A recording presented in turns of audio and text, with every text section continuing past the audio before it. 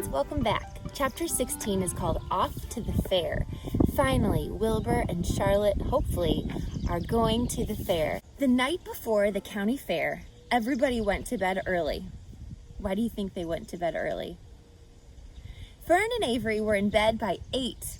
Avery lay dreaming that the Ferris wheel had stopped and he was stuck in the top car. Fern lay dreaming that she was getting sick in the swings. Lurvy was in bed by 8:30. He lay dreaming that he was throwing baseballs at a cloth cat and winning a genuine Navajo blanket. Mr. and Mrs. Uckerman were in bed by 9. Mrs. Uckerman lay dreaming about a deep freeze unit. Mr. Zuckerman lay dreaming about Wilbur. He dreamed that Wilbur had grown until he was 116 feet long and 92 feet high, and that he had won all the prizes at the fair and was covered with blue ribbons and even had a blue ribbon tied to the end of his tail.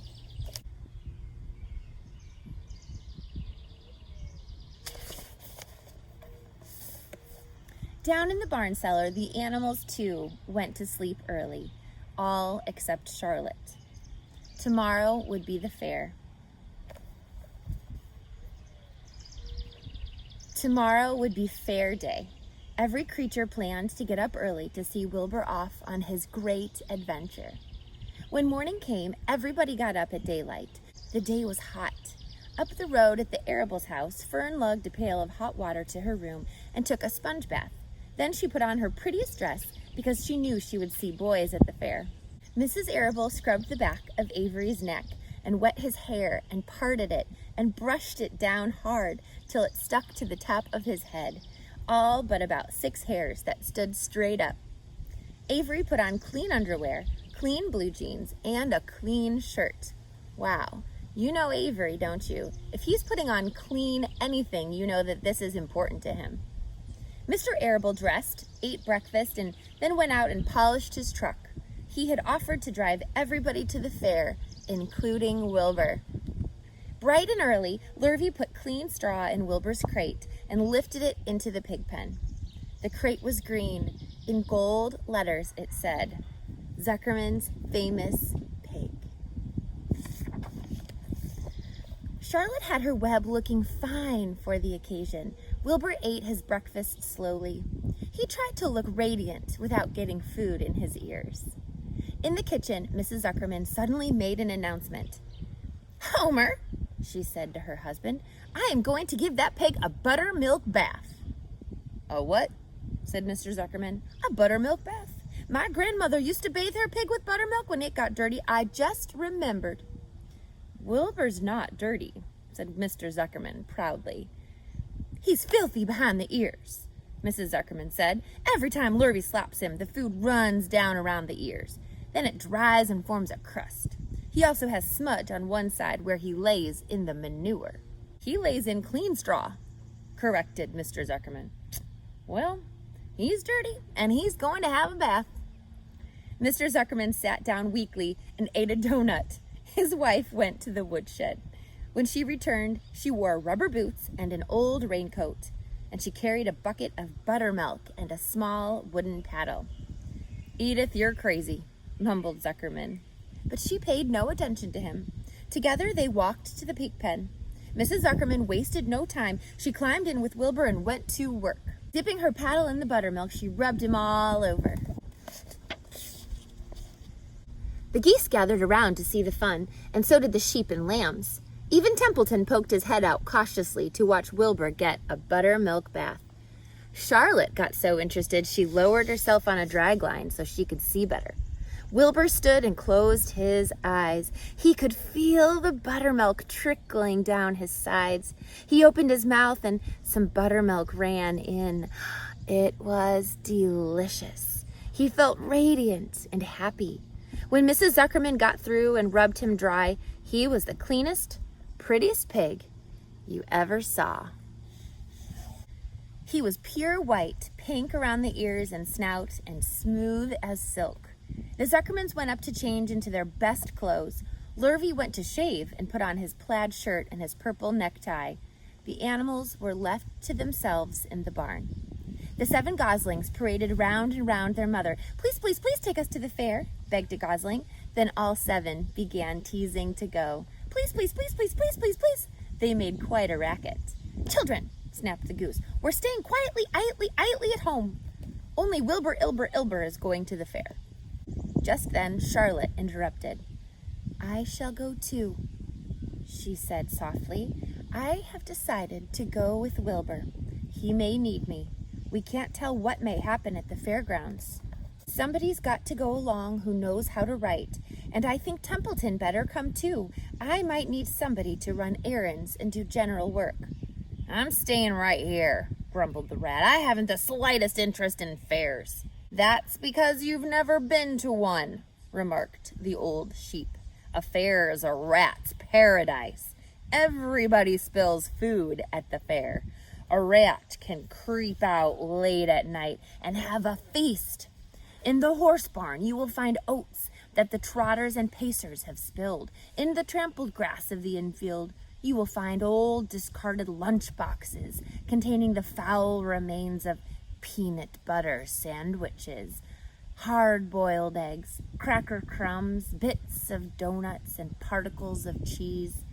In the hard-packed dirt of the midway, after the glaring lights are out and the people have gone home to bed, you will find a veritable treasure of popcorn fragments, frozen custard dribblings, candied apples abandoned by tired children, sugar fluff crystals, salted almonds, popsicles, partially gnawed ice cream cones, and the wooden sticks of lollipops.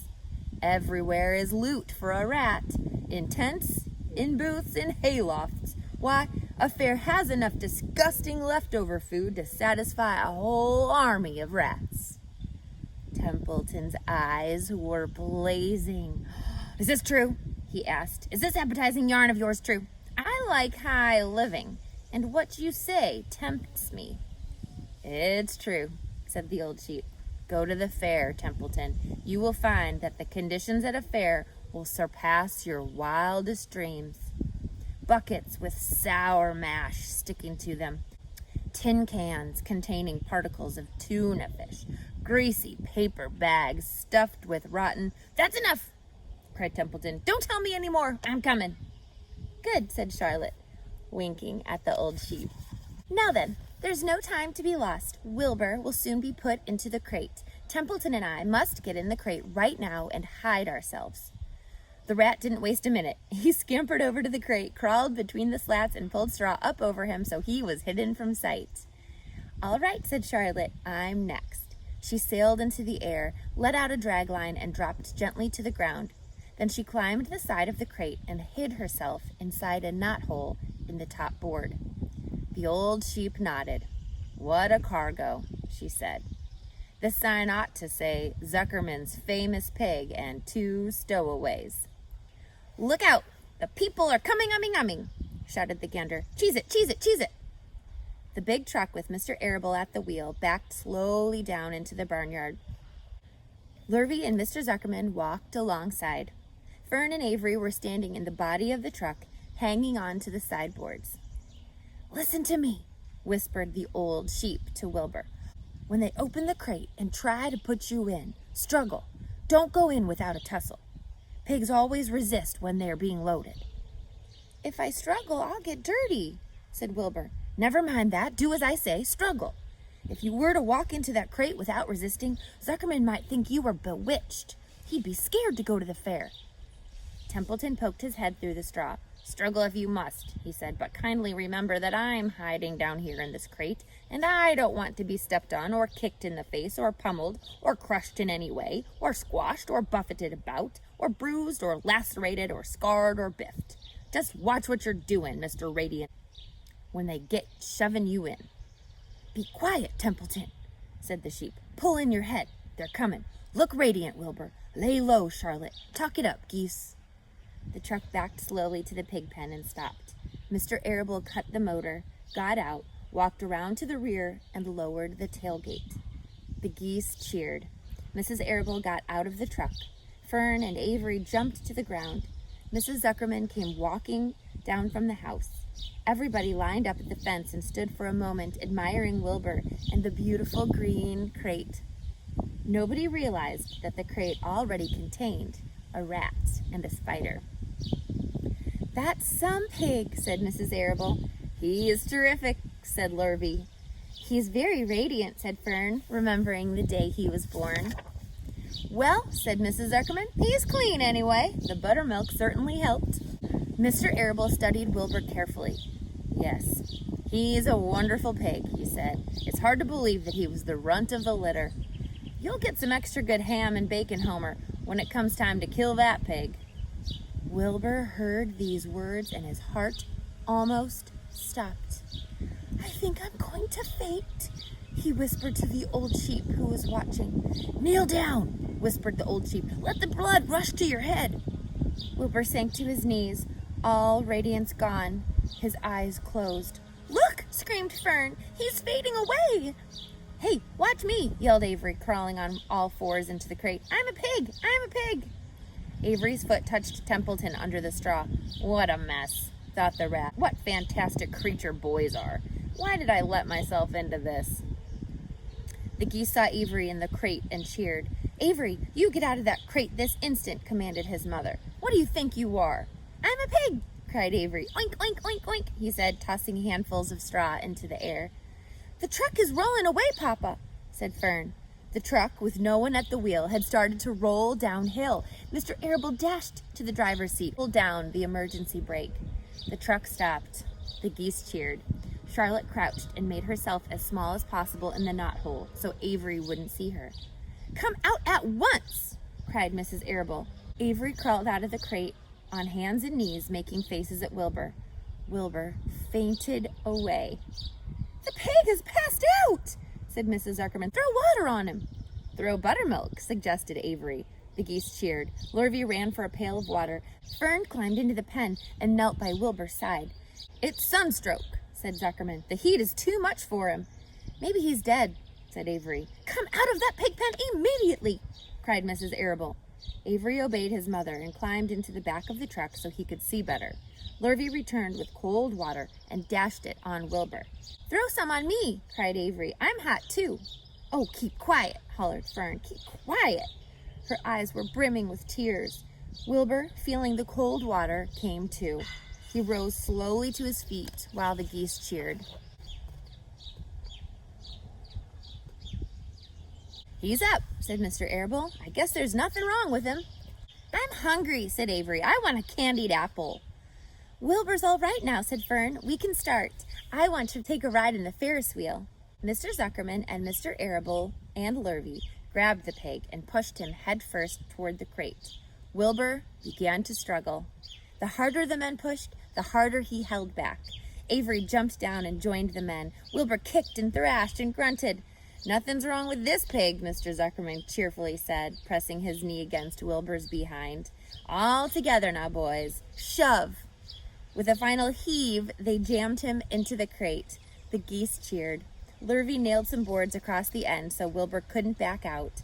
Then, using all their strength, the men picked up the crate and heaved it aboard onto the truck. They did not know that under the straw was a rat, and inside a knothole was a big gray spider. They only saw the pig. "Everybody in!" cried Mr. Arable. He started the motor. The ladies climbed in beside him. Mr. Zuckerman and Lurvy and Fern and Avery rode in the back, hanging on to the sideboards. The truck began to move ahead. The geese cheered. The children answered their cheer, and away went everybody to the fair. So why did Wilbur faint? What did he hear Mr. Zuckerman say that made him so scared all over again? That's right. Mr. Zuckerman said that when the time comes to kill Wilbur, that Mr. Arable's going to get a big piece of that meat. And it scared Wilbur, didn't it? What do you think will happen at the fair? Do you think Wilbur will win some blue ribbons? Let's find out.